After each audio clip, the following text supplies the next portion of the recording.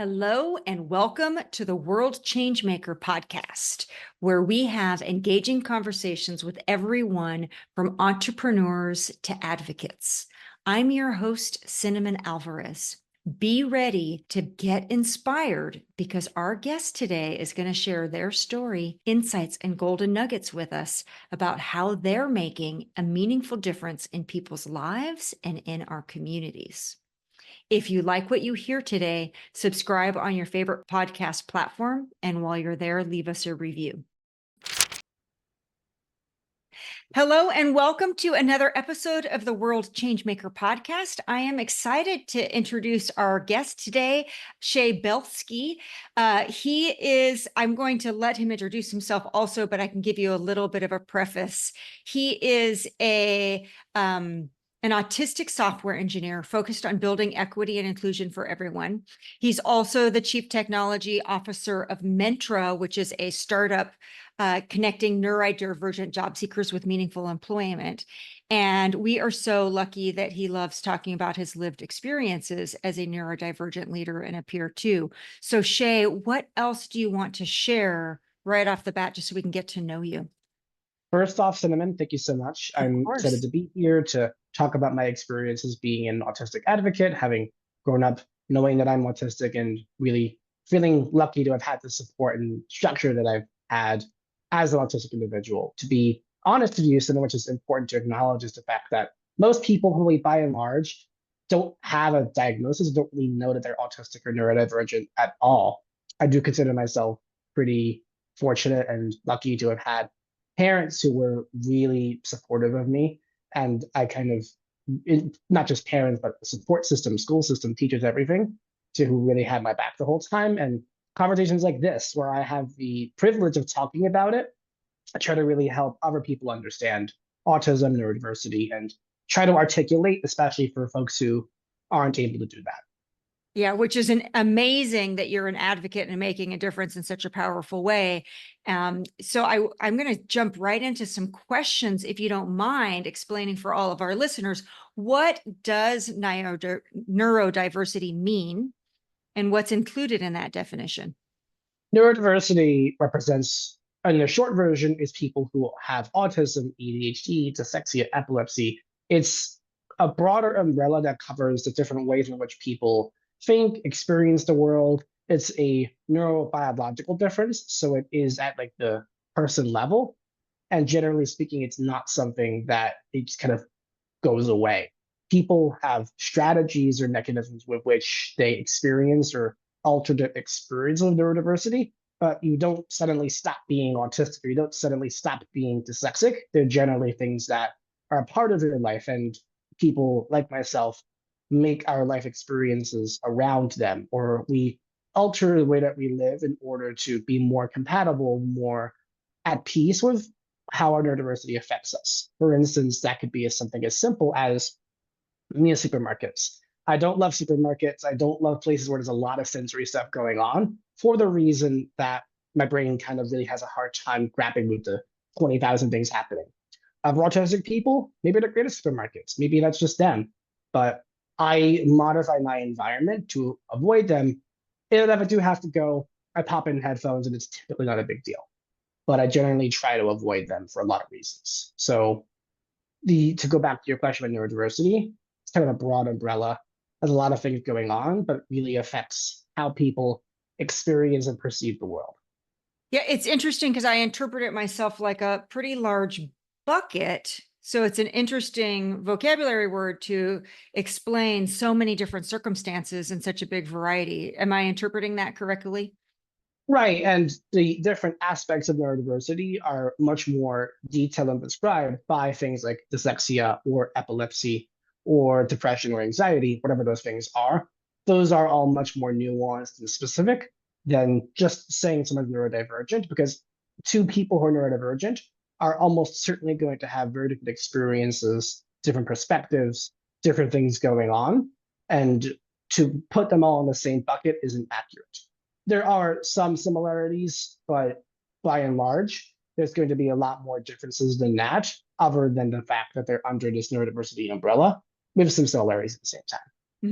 Which I like to think of people like that. Like my name is Cinnamon, but there's so many different flavors in the world. What makes us all great and the world a better place is that we have such a big variety. My Yeah. personal, yeah.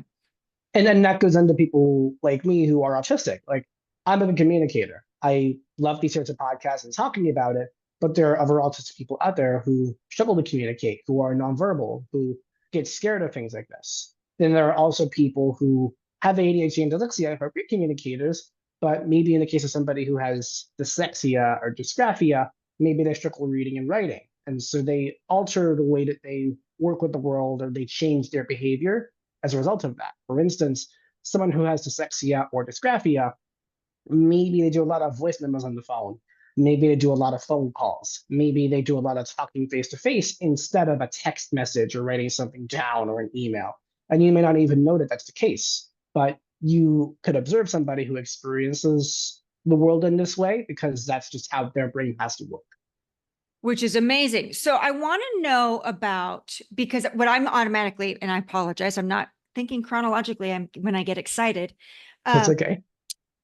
like I think of business, one of the things I love about it is that when you build teams, you have these diverse contributions and interests that overlap that make then an organization really strong. And so knowing that you are an advocate for people in the workplace really, really excites me. But I'm hoping you can tell us a little bit more about what it's like and why you do this work. Like, what is it that speaks to you that called you to be a world change maker in this way? As far as what it's like, I think the biggest experience that I have had is kind of taking people's understanding of neurodiversity, and in my case, specifically autism, and kind of opening that up because it's not something that most people talk about. They kind of acknowledge it by virtue of what they see in a book, on TV, in the movies, or people who they kind of live secondhand through, whether that's people they know who are autistic or family members or whatever it is. Most people generally don't have as personal relationship with autism, except for people in my life who I love dearly, who know me or other people in that way. And so one of the reasons why I talk about this and I'm trying to be a change maker is to make it more of an approachable subject. It's not a scary thing. It's not the end of the world. There's nuance to it.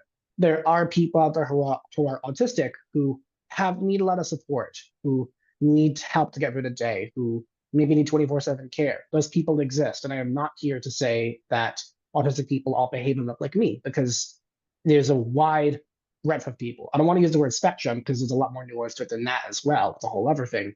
Mm-hmm. But there's a lot more nuance to it because you can have somebody who is nonverbal, but there's brilliant, intelligent, kind, passionate, and they just happen to need a lot of support when it comes to communication or executive functioning or something else. And I think that's very important. And I feel the privilege and the honor of being able to do this because I can and because I enjoy it, to be honest. Amazing. And so, was there an event or something that had you say, I'm going to be transparent, I'm going to share my experience, and I'm going to advocate? Like, what got you to this place? I think the first time where it really came up for me was when I started Cornell University. I was at a brand new place, brand new everything. I knew maybe a handful of people, and that was it.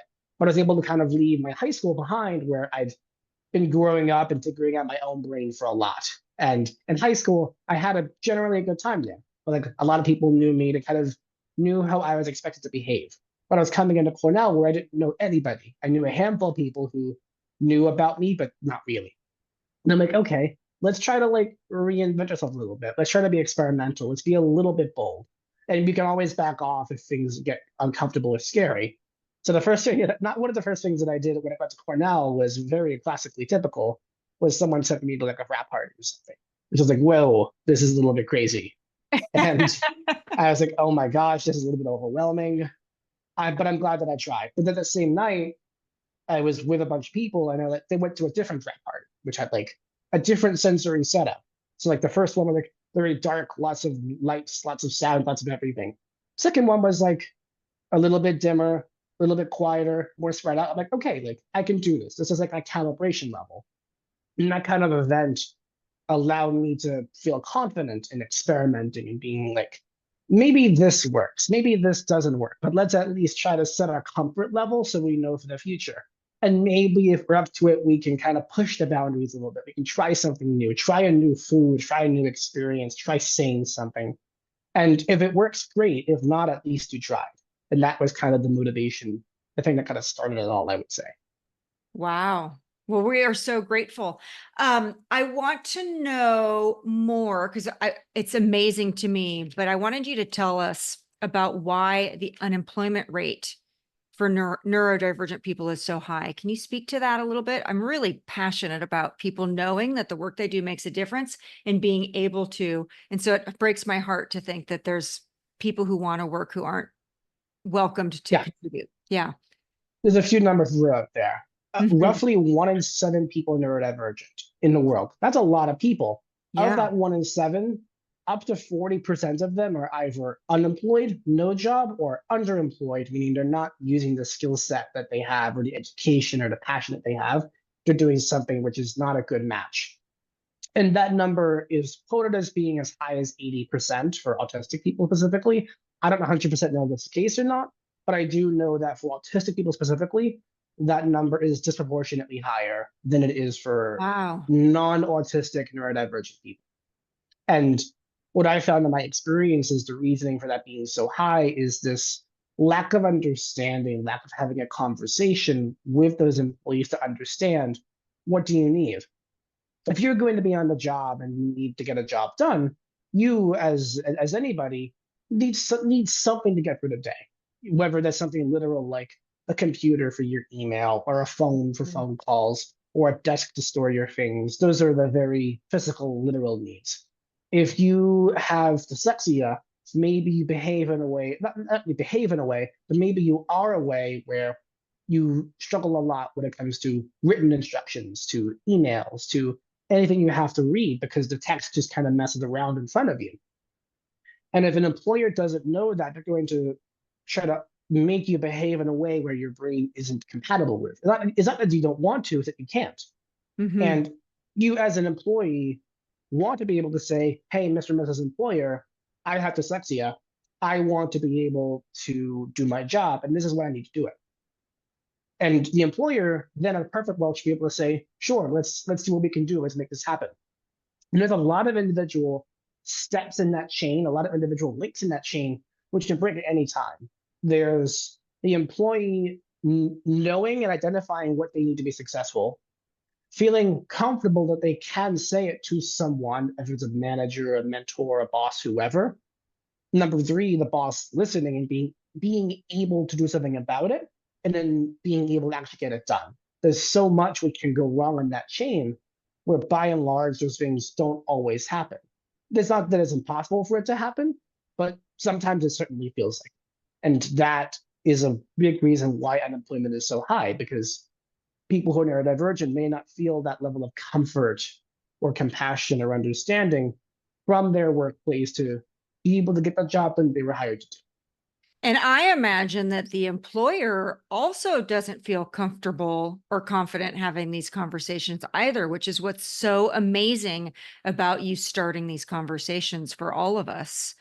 Um, do you sit down? Can you talk to a little bit of your experience in the workplace and employers you work with and what you find? Are they receptive? Are they? I'm just really curious. I think what it comes down to is that employers want to have a conversation, but they're not prepared for it. They Many of them recognize the fact that I need to be more prepared to talk to my employees who are neurodivergent, who are autistic, have ADHD, who have epilepsy, whatever it is. They know that they have to get better at it, but they don't know how to, or they don't think it's important enough to do so, or any number of factors that we could go on forever about. Where it comes up for me is trying to make it as easy as possible for me to advocate for myself and for others when possible. Like one of my first bosses when I was getting into the workforce, I explained to them as clearly as I could. I said to them, hey, Mr. and Mrs. Manager, I am autistic. And before you think about Sheldon from Big Bang Theory, I want you to really check your bag at the door and listen to me about what I have to tell you about me being autistic. And I talked about it with them. And then they're like, okay, I don't know anything about autism, which is a benefit at the time.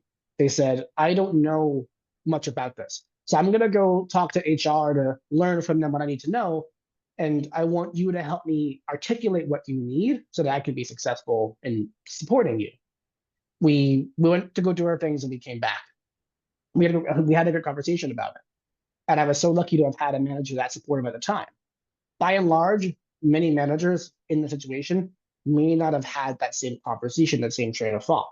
And that's where a lot of this stuff comes down to. I have had managers in the past where I've had to help them unwind those stereotypes or work backwards from a place where they were going to kind of put me in a bucket based off of this label. Whereas up to that point, I had proven that things to be very opposite from that stereotype. So it requires a lot of intentional communication on that side of things, which sometimes is easy and sometimes is not. It's amazing. I just think if people were as articulate as you are now, all people, not even only neurodivergent or autistic, but if people could articulate what their strengths were, what their needs are, I can just begin to imagine how much is really possible where we don't have those conversations. A lot of us are operating in the dark, so to speak, because we don't know those things. People aren't necessarily forthcoming with their needs. We more quickly identify what we don't want and what a problem is than the strengths and the contributions that we can make. It's easy to point to something and say this is a problem. It's another thing to be able to do something about it and to say, what can I do about it? Or what can someone else do about this thing for me? For instance, that could be like a working with me kind of thing. I've heard the idea before, and I believe this idea very strongly, of a manual of me working with me personal style guide in a workplace. And I learned this at my company, at a company called HubSpot. I've heard it come up much and much over the last couple of years. The idea behind this is it gives people a very candid opportunity to express and explain to other people, this is how I work in my team, in my environment, whatever it is. But only really works if everybody's on the same page and also does it, because you don't want to just have one person do it and no one else does, because at that point you don't learn anything from other Then it people. becomes strange also if it's not widely acceptable and adapted, right? Right, you're just putting a giant spotlight on the one person who doesn't Right. need the I have a spotlight sign. anymore. This is what it's like. I wish everybody could be prepared for what it was like working with cinnamon. But if the entire team does it, then it's great, because then you're all on the same page about each other, and maybe you will learn something from people that you didn't expect to learn. Like, That's for amazing. instance, one of the like on mine at HubSpot, I wrote on it like, in an office environment, like I wear headphones a lot. So if you're saying something to me and I don't acknowledge it, it's because I have headphones on. So like, feel free to send me a Slack or tap me on the desk or whatever it is. Like, be warned that I intentionally tune things out so I can focus. But for someone else who maybe is neurotypical or doesn't have anything else going on, maybe they have kids at home and maybe those kids get picked up on a bus stop at a certain time. So maybe they say in their document, hey, at 3:15, my kids come off of the bus from school and I want to hang out with them for a little bit before going back to work. So between 3:15 and 3:45, I'm out of the office. But before and after then, everything is fair game. For example, like it could be anything, but the point is to create an equitable playing field for everybody to have the conversation in a perfect world. No, that's just amazing. I can see how even I'm an employer, and I am vulnerable to even admit, but I have one of my most valuable employees is very rigid. Mhm. He was trained a certain way. He thinks that's the way that it works. And so if he were to see somebody with headphones on, he would think they were just being disruptive and trying to go against authority and listening to music and not focusing on their work. Like he could make up all kinds of things without ever having a conversation with someone about why they might be doing something that he thinks is not normal or appropriate in the workplace. The idea of these things is to help kind of with a disclaimer, all the kind of an explanation to give people more information. It also helps avoid having to repeat it every time you have a new teammate. So like if you're joining a new team, you don't have to re-explain to someone for the 10,000th time, hey, I have a kid, or hey, I have autism. It's just kind of there in one A spot. You can system always send that's them to in the same place. spot. There's also a living document too that can change over time. Like circumstances change, people change, how you live and your environment changes. There's so these things can rapidly change over time too. What's on my document today might not be there tomorrow and into the future. So I love the working with me guide. I already took it down for my own personal reference. Or is there something else that you would recommend for everyone to have in the workplace? I think this is kind of a more abstract topic, but like Mhm. for folks who are neurodivergent, or even if you're not, trying to find people who you can lean on as a mentor, even a sponsor, someone who you know can advocate for you or have your back or bounce things off of. Maybe they're just a sounding board for things that are going on for them to tell you, no, you're not crazy, or have you thought about it this way? I've in my time in all my companies in the past, I've had mentors and sponsors and other people who are really able to support me, whether it's about neurodiversity or tech professional growth or something like a specific coding language. I have like different people for different purposes. But the point is that I kind of know if I have something going on, who am I going to go to and why, and what I want to get out of that relationship, and try to keep it specific too. And I think that that has been really helpful for me, especially as somebody I'm still newish in my career, but it's been very helpful for me to know who I can turn to when I need help and when I need support, whether it's talking or like working or doing. Yeah, it's so awesome. Do you mind if I change topics a little bit? And I am being aware of time, but I wanted Go to hear, ahead. excellent. I want to hear more about Mentra and the work that the company does.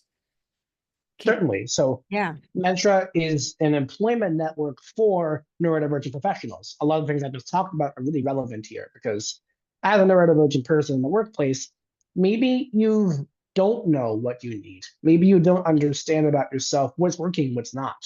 What makes Mentra very special for job seekers is to help them understand and find that voice. What do I need to be successful in the workplace? Maybe it is written instructions. Maybe it is an executive functioning coach. Maybe I need scheduled breaks in a day. Maybe it's whatever it is that could go forever. There are so many different things that somebody can need. And chances are, if you're neurodivergent, you may not ever have been presented with that option before. And the list can be overwhelming. But just reading them and going over that list for a few minutes can really be insightful. It's like experimenting. Could this help me do my work better if I used voice memos? If I had my own office, if I turned down the lights, if my manager knew about my neurodiversity, if I had a neurodivergent manager, so on and so forth. We really focus on helping a job seeker find their voice and express themselves as a neurodivergent person and be forward about that. I want to also use the word proud and also the word honest because there's people who talk about neurodiversity being a superpower and a disability, and it's kind of both. Like, in order for somebody to be really excellent and awesome at their job, they have to have their needs met. And that goes for anybody too. So the point of Mentra is to help job seekers and our employers, our companies understand, hey, what does somebody need to be successful? If you are going to give this person what they need, here is what you get, this awesome skill set, these awesome tools, stuff like that. It's So that's just, really what we're all about at a high level. yeah, it's just amazing. Everything that you say, I think it's not only applicable to someone who's neurodivergent. I just think about the strength that is available for people to adapt these recommendations Yeah. regardless. And, Regardless. like I said before, employers by and large want to do this. They want to understand what does somebody need to be successful. They just don't know how, or they don't know what to say or what to do. And Yeah. there's a million ways to get it wrong. There's also a million ways to get it right. And it is that indecision point where it's like, okay, where do we go from here? What's the first step? What's the second step into the future from there? Yeah, I find as a business owner that even though it takes, and you know, it takes a lot of courage, it takes a lot of work, and there's a lot of risk involved in starting a business. And at the same time, I think business owners are risk adverse because That's part of it. as soon as you form a business, you have so much exposed liability, especially with regards to employment. So I would be willing to bet that it's not that employers don't want to do a great job for employees, I think that they might be afraid to even approach subjects because they're afraid of liability. We're afraid of saying the wrong things in an interview. We're afraid of saying the wrong things in the workplace. And so I think that instead of getting an expert like yourself to come in and help guide us through that, instead, there's probably a tendency to avoid. Do you And find that? Mhm. it doesn't have to be this risky, oh my gosh, I'm going to screw something up kind of feeling. It takes intent, it takes being honest, and just respectful, have a conversation. It can start with just asking somebody who's neurodivergent, what do you need? And maybe they don't know what they need. And that's what's happened to me. My manager turned the conversation around back to me. He's like, what do you really need to be successful? And I didn't really have an answer. But we found it out together, which was awesome. And many people out there who are neurodivergent may not have ever had the comfort to ask their manager for that and then have had a supportive manager who turned it back to them. That's a rare mix to find, I have found. And what we're trying to do with Mentra and in this conversation between you and I is to make that easier for people to talk about, less scary, less intimidating. Like, let's talk Yeah. about it, let's chat, and let's all make this a little bit less of an intimidating conversation to have. And it's a little bit new because I think that there are like religion, politics, and autism. There are certain things you just don't discuss in the workplace.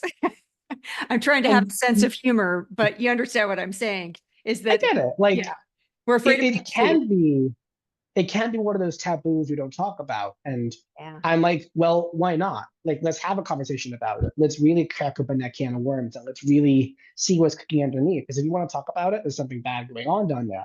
Let's make it better for everybody in perfect world. It's Let's just change the world. amazing. It's just amazing. Yeah, I am so excited that you're open and talking about it. So before we wrap up, I was hoping that you could share two things. One, how and where can neurodivergent people look for support in their own journeys? That's mentra.com, mentra.com. You can sign up today. Free for our job seekers. And if you're an employer, you can sign up. We can swipe a credit card. Easy for employers too. Awesome. And nationwide, the United States, world, how United do you States. serve? Yep. United States. Excellent. And I think that the rest, the second question, you pretty much have already answered a lot about supporting direct reports and coworkers. Is there anything else that you want to say or challenge maybe us to do to help accomplish the vision that you have for the world? Is there anything else you want us to do? This is going to be spicy, but it's okay to say Okay. I don't know. It's okay to listen and not necessarily know what you have to do in that moment. If you're someone who is a mentor or sponsor to someone who's neurodivergent and they come to you looking for help, you may not know what to do. You know you have to do something, but you don't know what. And it's okay to kind of scratch your head wondering, what can I do in this moment? And say, hey, I want to help you. I have to go learn more, whether that's with Mentra or so many other websites and companies out there too. I need to know something first before I screw up. So it's okay to take a step back and try to understand what has to happen before you try to jump in and fix it really quickly. And I have had that happen to me where I appreciated somebody's honesty and patience that they didn't know what to do about this particular scenario, but they knew that they had to do something and we're going to come back and reconvene. And I think that's a very important lesson to folks to be patient and kind. So if you don't mind, I just want to repeat back some of my life lessons that you gave me today. I just am so grateful, Shay. Articulate what you need. And it's okay to say, I don't know. Yeah, I Those think two those are things, important lessons. those two things alone are life altering if we can just remember those things. And then I want to take on the working with me guide in my workplace. I think that those, You can make one for free. I think it's a manual of .me. That's the website, I think. I'll check it right now to be sure, but I think it's called okay, manual of .me. Yep, manual that's it. You can go of on the web and do dot that. me. And then to our listeners, please go to Mentra, just double checking, mentra.com, mentra.com. And That's Shay, us. is there anywhere else that they can find you or through Mentra is the place to find you? Mentra's there. I'm on LinkedIn as well. If you look for me on the web, you'll find me. There's only one of me. SHEA, B as in boy, ELSKY. That's me. So awesome. So thank you so much again, Shea, for meeting with us. And thank you to all of our listeners. If you liked today's podcast, please like, subscribe, all that other good stuff. And please give Shea some love for his contribution.